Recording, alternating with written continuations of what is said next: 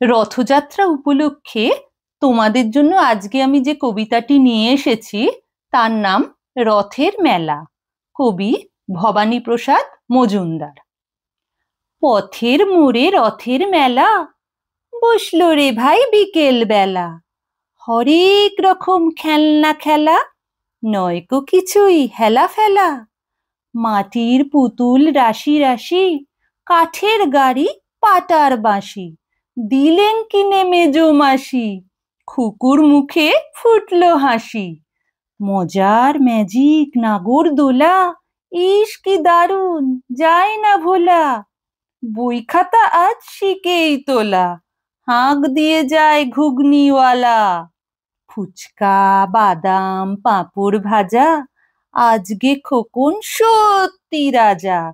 লেখাপড়ার নাইকো সাজা, জোরসে খুশির বাজনা বাজা। রথ ছুটেছে দারুণ জোরে, বন বন বন চাকা ঘোরে। পথের ধারে যাও না সরে, দাঁড়া উঠে বাড়ির দোরে।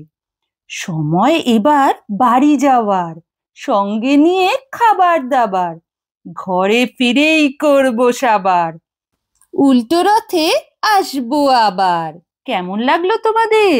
যদি ভালো লাগে আমাদের কমেন্ট করে অবশ্যই জানিও, আর আমাদের চ্যানেলটা লাইক শেয়ার সাবস্ক্রাইব করতে ভুলো না যেন।